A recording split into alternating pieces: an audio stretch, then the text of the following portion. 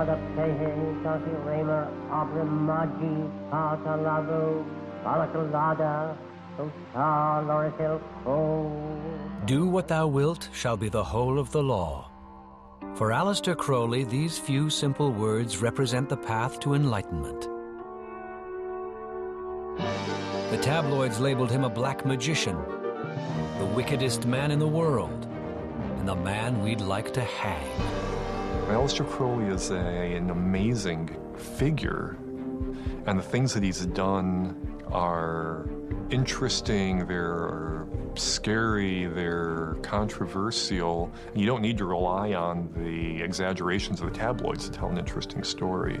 And he wanted to experiment also with things that were considered as illegitimate or forbidden. His admirers saw him as the prophet of a new age, master of the mystic arts, poet of liberty. The gods had chosen Crowley to be the prophet, and Crowley was just the guy who had an ego to say, I can handle that. By any standards, Aleister Crowley is an enigma. To unravel this mystery, we might start with a different one. Meet Lon Milo DuQuette. Well, first of all, thank you guys for coming on a Sunday night. So I'm going to do a few of my songs, okay? These are my songs. Look, I haven't played guitar for 25 years. 25 years, okay? He's a musician, an author, a teacher, a loving husband to his childhood sweetheart, and a grandfather. So anyway, that's that. Are there any questions? For years, I've held like a 9-to-5 job. And I rub elbows with people who are from all different religious persuasions and economic backgrounds and such. People keep saying that Jesus is Lord. He'll take me in the rapture. He'll come with a sword. Preachers on TV tell me I'm living wrong, but I've tasted the lips of sweet Babylon. Sweet Babylon, oh heavenly harlot. And I can find hundreds of things daily that I have in common with them. We all breathe the same air. We all wear clothes. I like baseball, you know. Drink to the night of sweet Babylon. I get along with people because most of what I am, they are too. And there's just this one little thing that might separate us temporarily.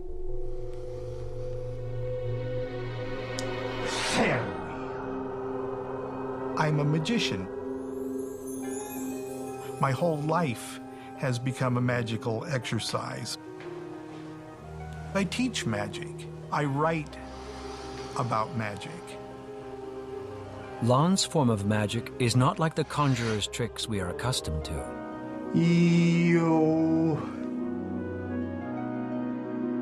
Pan. He is a ceremonial magician, a practice with roots which are both ancient and profound.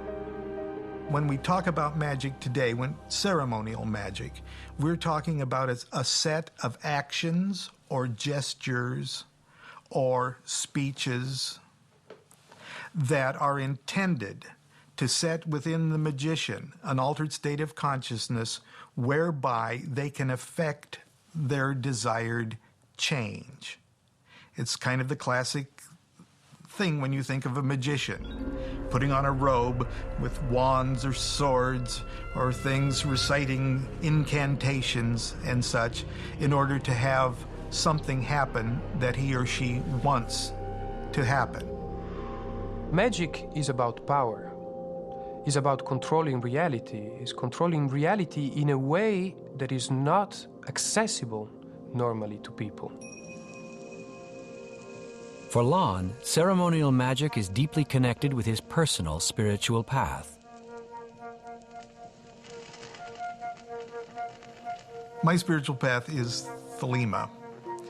Thelema is a Greek word meaning will. And a Thelemite is anyone, really. The generic Thelemite is anyone who seeks to find their true will in life and then proceed to do it. In literature of today, in the modern spiritual movements and such, when somebody says the word Thelema, they're most likely referring to the philosophy and the works of Aleister Crowley. A man of many faces, Crowley excelled at most things he turned his attention to. He was an accomplished mountain climber, poet, chess player, and writer. What he chose to focus his extraordinary talents on was a spiritual awakening for himself and all humanity. At times, his unique message bred misunderstanding and contempt. His detractors denounced him as a Satanist, a drug addict, and a sex maniac. Clearly for some, Aleister Crowley was, and still is, a dangerous man. Aleister Crowley was an eccentric, genius, holy man. He considered himself, and many other people consider him, a prophet of a new age, of a new aeon. And he had an incredibly good sense of humor, but an incredibly bad sense of timing. He didn't always know when people didn't get the joke, and he also didn't always know when people didn't understand his genius. This made his life difficult at times. He experimented with, drugs for altered states of consciousness. The idea that he, experimented with sexuality. Even just the idea that he was studying some religion that was other than Christianity. And those are all very, very shocking things in his day and age. It just wasn't done. On the one hand, he was, I think, candid and sincere and genuine in his spiritual aspirations. But sometimes he wanted to shock the bourgeois so much, he wanted to cross the boundaries of traditional values so much that he expressed this aspiration in such a way that he could not avoid a sort of backlash. And the backlash was precisely this bad reputation which was attached to him, and for which one should say he was largely responsible.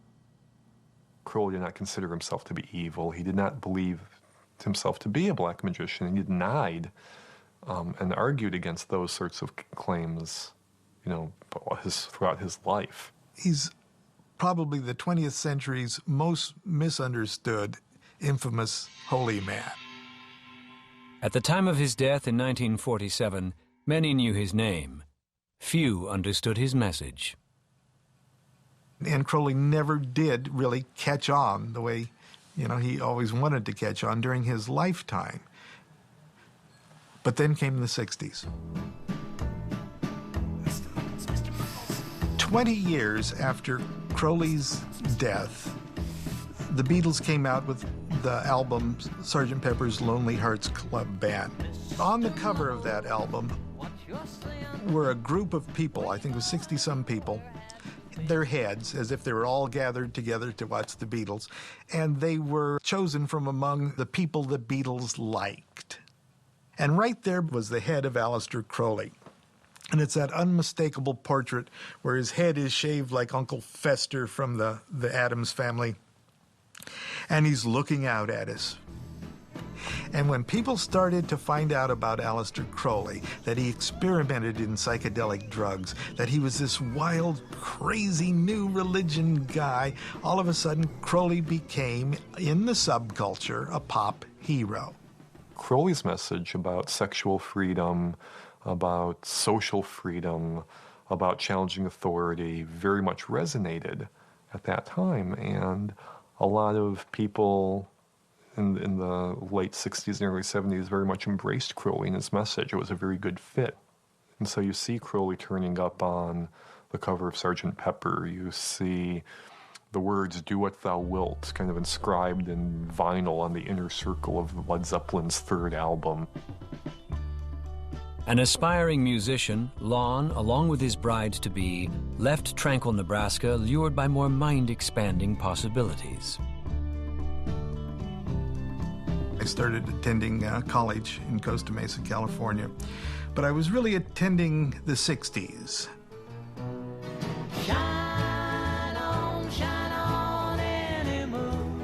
Teaming up with fellow musician Charles D. Harris, they put a band together and started performing as Charlie D. and Milo.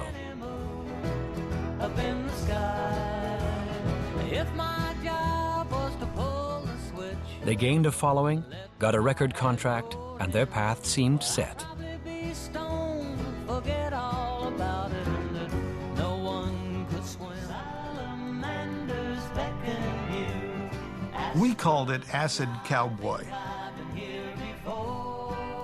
Charlie and I both enjoyed the excesses of a musician's life in Hollywood in that era. And I soon had to make the decision, just for my health and for the sake of, do I want a stable family and such, to get out of the music business. And almost the moment I stopped being a musician, I started becoming a magician.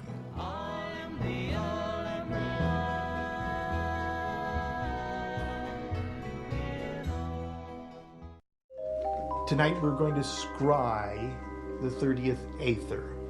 Every Monday night for the past 25 years, Lon's students gather to study the sacred art of ceremonial magic. To the earth. When I say heaven, I'm talking about a level of consciousness.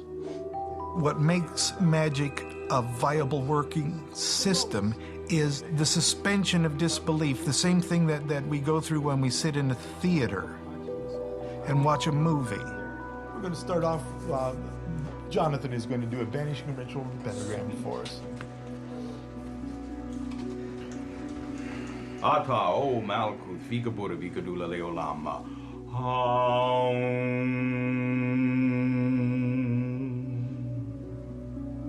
Amen.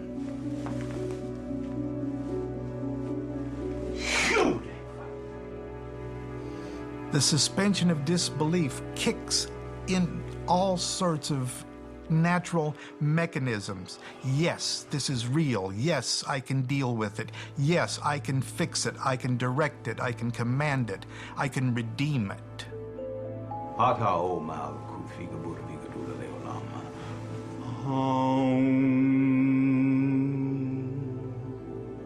Behold the ring. Behold the ring. Early on in his magical exploration, Lon stumbled across the writings of Aleister Crowley. But the rumors about Crowley, that he was a Satanist, that he was dangerous, that he was evil incarnate, filled Lon with dread. Determined to overcome what he saw as superstitious fear, Lon sat down to read the most sacred text of Crowley's teaching. When I first got a copy of the Book of the Law, I thumbed through it, and in the back, I read the comment. It was the first thing I read in the book. And the comment says, "Do what thou wilt shall be the whole of the law. The study of this book is forbidden. It is wise to destroy this copy after first reading. Whosoever disregards this does so at his own risk and peril.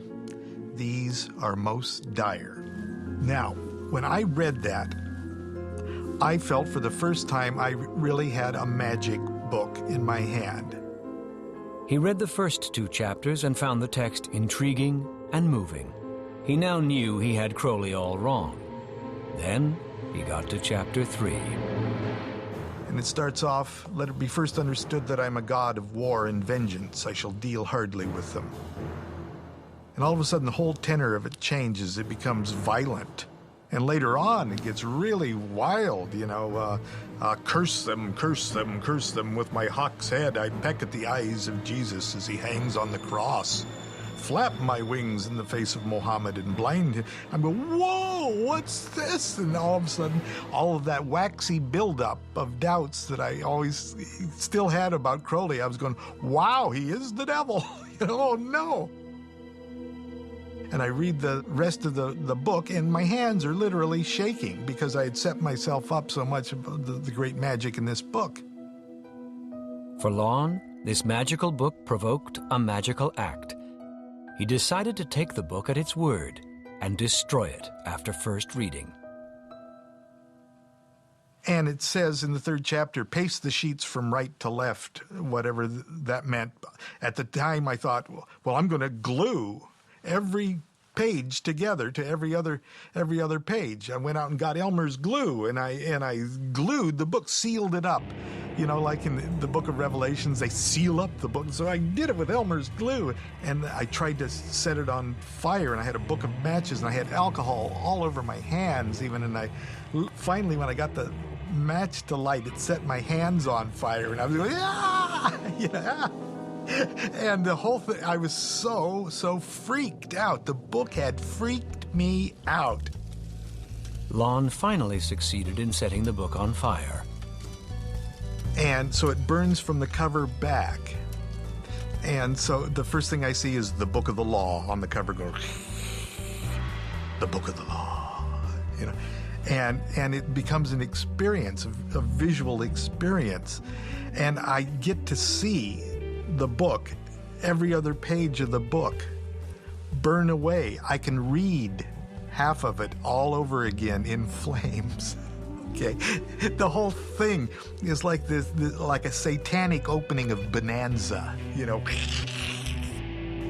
The very last thing that burned away that I could read was that comment at the end. The last thing I saw curl up in flames was, the study of this book is forbidden. It is wise to destroy this copy after first reading.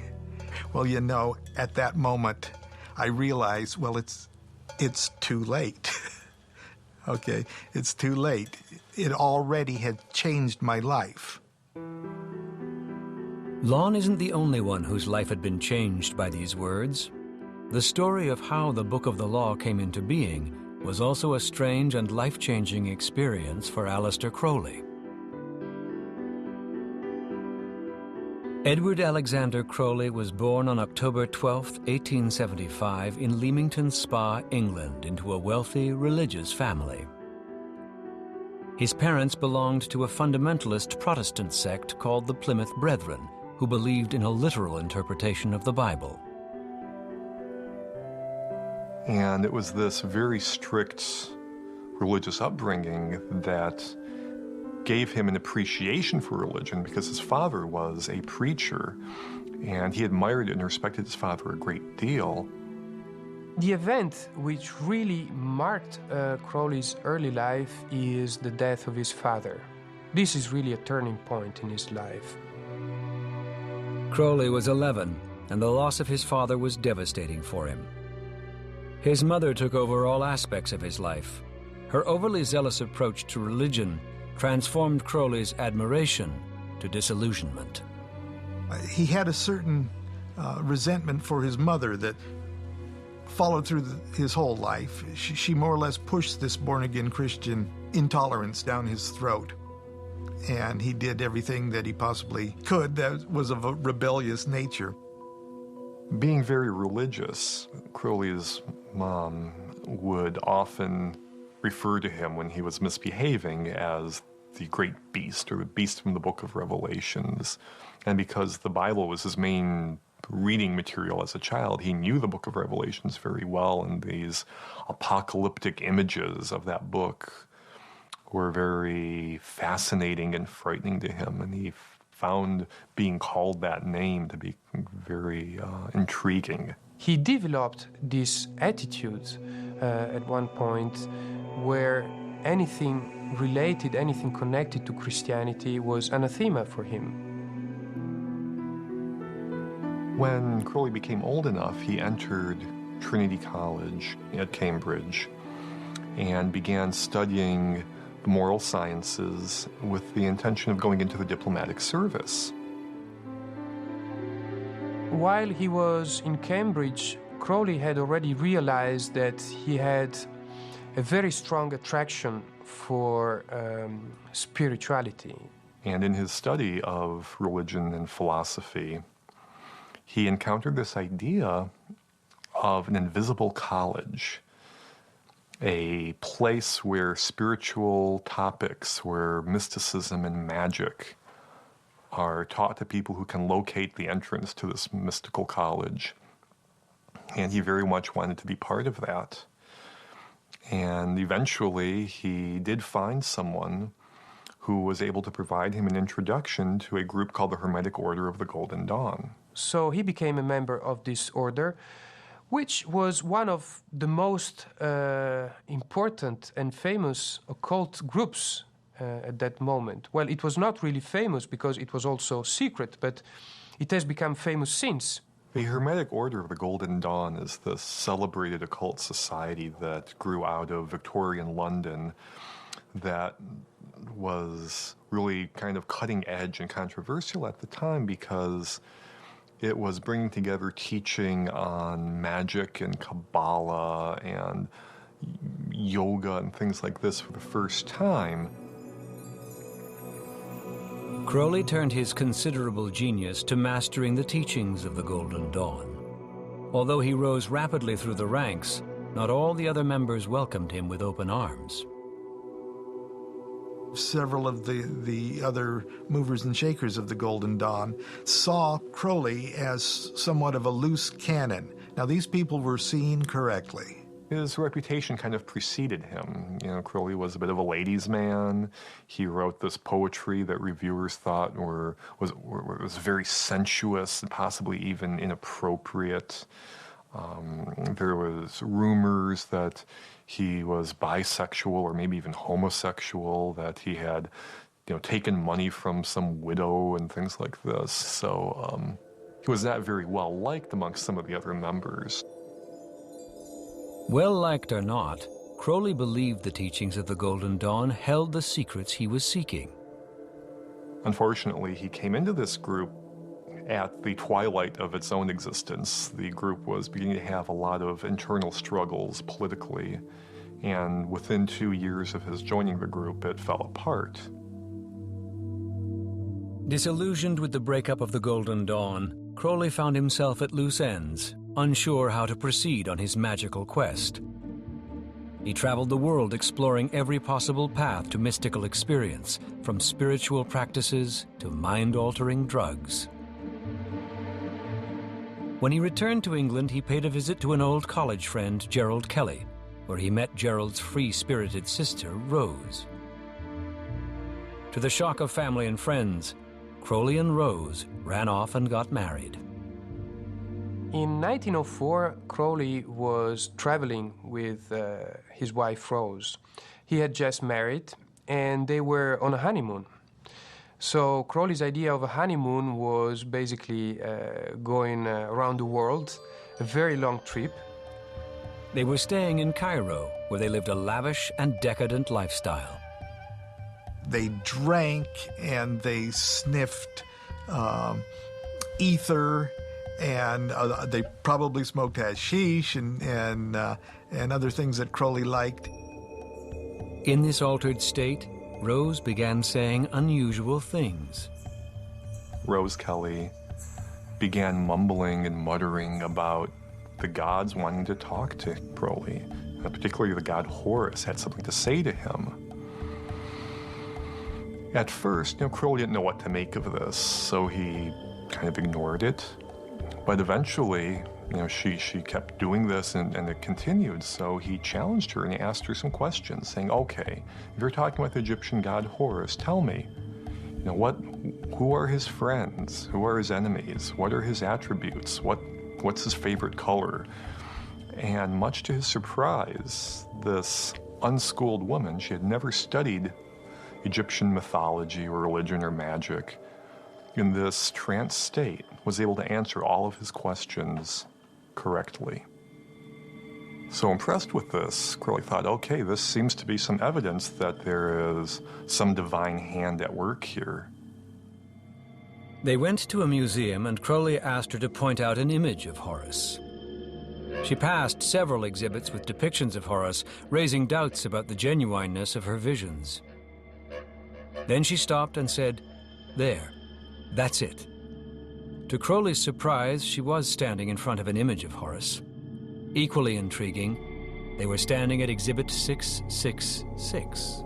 He received other instructions which told him to go into his room on April 8th, 9th, and 10th at noon precisely with paper and a writing implement, and to write down what he heard for the next hour.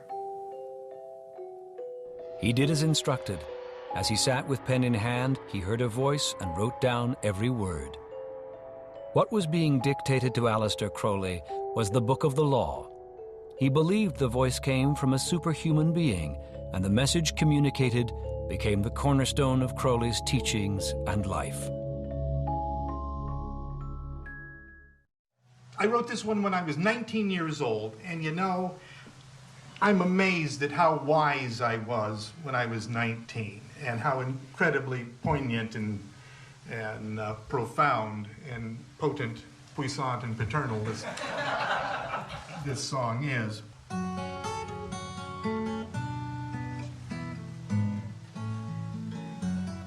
What I do daily now is much different than what I did daily, say, 30 years ago, 20 years ago, 10 years ago.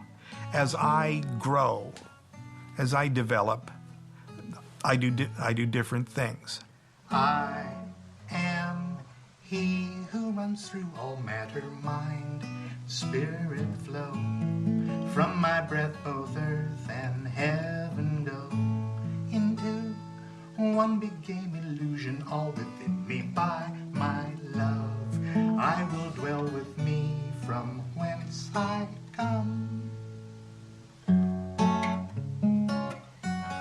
Early on in my career, I got up 4 o'clock every morning, did certain rituals, pentagram rituals that got me attuned to the terrestrial sphere, hexagram rituals that got me attuned to the planetary spheres in the bigger solar system, kind of rituals that were intended that once you become familiar with it, to step by step expand your consciousness. I did pranayama in the morning and meditative exercises. I don't do that anymore.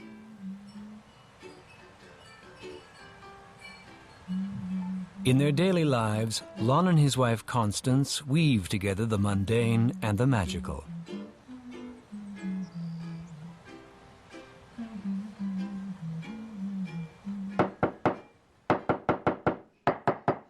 Do what thou wilt shall be the whole of the law. What is thy will? It's my will to eat and drink, To what end? that my body may be fortified thereby, To what end? that I may accomplish the great work.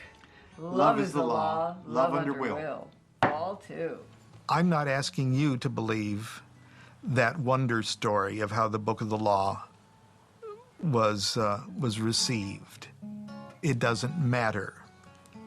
It exists.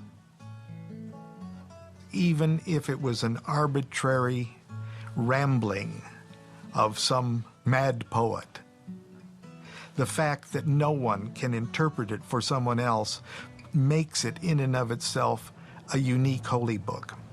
Wasn't I wise? It's up to everybody individually to interpret for themselves what the Book of the Law means at any given time. It's part of the official comment on the Book of the Law that no one may interpret it for another person. What sits at the heart of the Book of the Law is the phrase, "Do what thou wilt shall be the whole of the law." Each of us has a will. We have that duty. And do what thou wilt is what you're obliged to do with your life. To find out what your life purpose is and then do it. And according to Crowley, magic is a means to wake up, to the realization of what our purpose really is. So it's a series of techniques which help us understand what this mission, what this purpose is.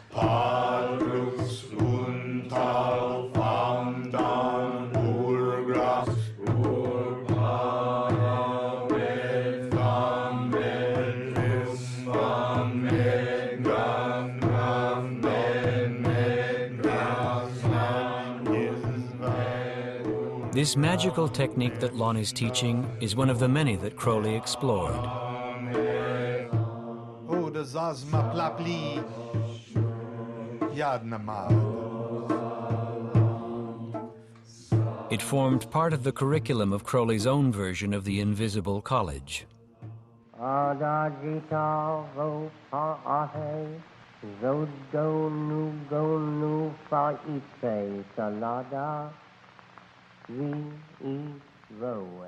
Crowley created one group, his own occult group. This was the AA, sometimes understood as abbreviation for Astrum Argentinum, or Silver Star. It included not only Western magic, but it included reading the philosophers. It included reading science. It included a lot of literature, included Eastern religion and psychology. In an attempt to promote this new magical order to the public, he started publishing a periodical called The Equinox. It contained magical instructions, essays, short stories, poetry, and plays. And the subtitle of The Equinox was The Method of Science, the Aim of Religion. And this is one of the interesting innovations that Crowley brings to the philosophy and the practice of magic. What was unique about Crowley's method was the relationship between the mystical experience and the analytical scientific approach to understanding it. So one day, after Crowley's continued along this course with promoting his AA system of magic, he has a knock on the door from a visitor named Theodore Royce, who looks at Crowley and says, "You have published our secrets, and you need to stop doing that." And Crowley says, "I don't know what you're talking about. And furthermore, I don't really know what the secret of your organization is." Royce represented the Ordo Templi Orientis, or Order of the Temple of the East. This occult organization with Masonic origins had its own unique rituals and teachings. And it would appear that Theodore Royce revealed a secret for a new kind of magic to Crowley. And this was the secret of sexual magic. Whereas for ceremonial magic you need what is called a temple, so a space, a place where you do that. In sexual magic, the temple is your own body. And you use your own body in a way that it gives you access to these dimensions, to these other dimensions of reality, which are basically the goal of the practice of magic. Crowley found so much value and appeal to this that his practice kind of shifted very much to focus on that for the rest of his life. He continued his explorations of sexual magic and set out to build a new society based on Thelemic principles. He found the perfect location for his Abbey of Thelema in Cefalù, Sicily. And this is where he creates a community of pupils, of persons who are convinced that he is the prophet of this new religion, and who try to put the teachings of the Book of the Law in practice. Free of the usual constraints of society, life at the Abbey of Thelema consisted of studying Crowley's writings and various yogic and ritual practices, including sex magic. They would have days of silence and such, but mostly they were frisky little English people, frolicking in the Sicilian beaches. The use of mind-altering drugs was also an important part of the lifestyle at the Abbey. He was a mind explorer, and anything that would come along that he would think might open up, give him a new experience and such, he would try. Part of the things that the Abbey of Thelema advertised was that they can get you off of heroin. He almost advertised it as a health clinic. Come get off heroin. And he did it by getting them on cocaine. Perhaps the most important visitor to the Abbey of Thelema wound up being a young student from Oxford named Raoul Loveday. He and his wife showed up there to stay with Crowley, and during their visits there, studying magic and being part of the communal experience there, Raoul Loveday became sick with dysentery. The doctor's diagnosis of Raoul's illness was enteritis, most likely contracted after drinking from a mountain spring. It eventually killed him. When his wife returned to London, she was paid by a British tabloid for the sordid details of her husband's death, and it would seem she gave them what they paid for.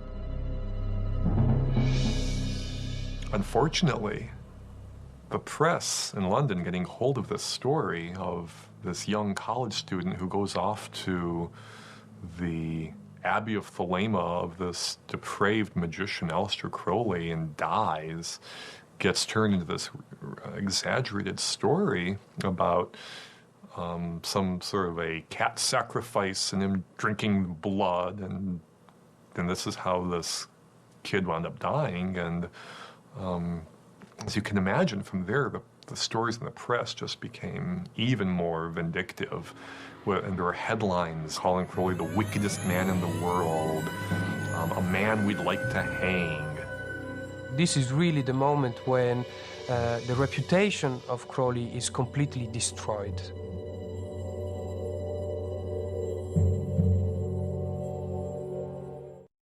It ain't necessarily so. It ain't necessarily so. The things that you're liable to read in the Bible, it ain't necessarily so.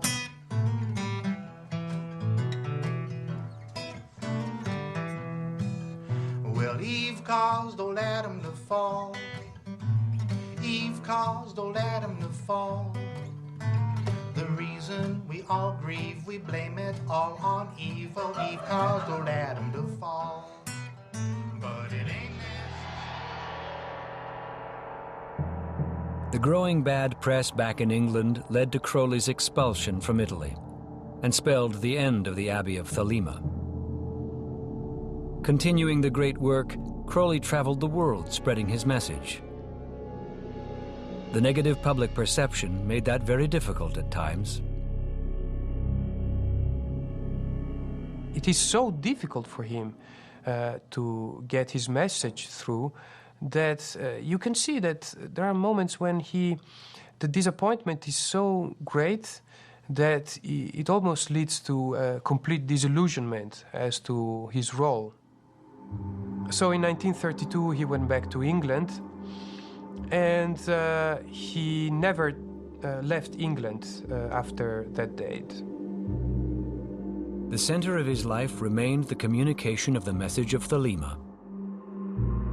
Tabeore priaz artabas arpan cors tatubix, iocum priazi arcoisior od sabctin. Desurzatia botan odo cycle qua, odos asma plaplia iadma. The scrying session is literally a little trip that you take in your own mind. Golden Dawn called it traveling in the spirit vision. In other words, you go someplace. You go into something. There's 30 doors around us now, and 4 guardians, angel, a bull, an eagle, and a man. And in the middle of that jumped up Stimkul, and he said, I am full of salt and water, and I smell of cinnamon. You might picture everyone in the world as being on an initiatory trip, an initiatory journey, everyone. And that the journey takes us from where we are as human beings with human objective consciousness, everyday consciousness. And at the end of the journey is absorption into Godhead, the complete environment of the consciousness of supreme deity. Some of the methods that Crowley used on his journey continue to be misunderstood. We have to understand that Crowley wanted to experiment with everything, because this, for him, was a very important part of the curriculum of a magician, of a true magician. A magician is someone who knows everything, who has tried everything, who has gone everywhere. There's a perception that Crowley was a lifelong drug addict and drug fiend. And it's worth pointing out that, yes, Crowley did experiment with various substances. He tried cocaine, he tried ether, hashish, and various other things to see if these altered states of consciousness in some way were helpful in the mystical and magical pursuits. However, it's also important to understand that at this point in time, these substances were all perfectly legal. You could go down to your chemist shop and buy these things over the counter. Crowley suffered from chronic bronchitis much of his life. This eventually resulted in numerous bouts of asthma for which he was prescribed heroin. This drug proved too strong even for Crowley's will. He remained addicted to heroin the rest of his life. Well, the end of Crowley's life was kind of sad because this man who had, in his youth enjoyed a great deal of privilege, in later years wound up, without that. His books weren't selling. He was very much ostracized in the press. Whenever they needed to sell some papers, Aleister Crowley was the whipping boy they brought out to write about. But still, he has a lot of energy to the very end, at least intellectual energy. He is working and writing until the very end. He wound up living kind of far out of the city of London, away from a lot of his friends, and wound up dying in Hastings in December 1st, 1947. Wild rumors followed Crowley his whole life, and his death was no exception. On the following day, his physician was found dead in his London apartment. Some speculated that Crowley had murdered him with a ritual curse. Revenge for not supplying an adequate amount of heroin in his final days. His funeral was attended by a few devoted friends and curious members of the press. Some of his writings, which were most meaningful to him, were read. Although the service was a little unorthodox, those in attendance found it dignified and respectful. Not surprisingly, the media saw things differently and reported it as a black mass, provoking more controversy. It seems for some that even in death, Aleister Crowley was a dangerous man. On first encountering Crowley's life and works, one is left with the impression of a strange, disturbing, and complex individual. But where some hear the blasphemous rants of a madman, others perceive a message of liberty, dignity, and transformation. He had a purpose, and he believed in it. And he dedicated everything that he had for the rest of his life toward pursuing that. And that in and of itself is a very admirable and noble goal, because he did that in the face of a great deal of resistance and a great deal of controversy. I think it is important to study Crowley seriously, because I am absolutely convinced that he deserves it. And he is an important figure in the spiritual world of the 20th century. The most important thing for you to know about Aleister Crowley is that he was a human being who was extra human. He was only human, but he also was a holy man. And he tried as best he could to turn that only human person into a divine person. And his whole life, his whole career, was dedicated to showing others how to turn themselves from being human and how to use their humanness to become divine. Well, Paul says we're evil from birth. Every man, woman, child upon earth deserves condemnation in hell's conflagration. Well, Paul says we're evil from birth, but it ain't necessarily so. Many years ago, Lon read a magical book, and the power of that magic changed his life. My magic is not making me more than human. It's making me more human. Once you've connected on a human level with somebody, you can just say something. Oh, and by the way, I performed ceremonial. I conjured a demon last night at the house. And they'll go, oh, really? Well, if Lon says it's okay, I guess it's okay. How could it be bad if, Lon does it? Ain't necessarily so. They tell you, oh children, the devil's a villain, but it ain't necessarily so.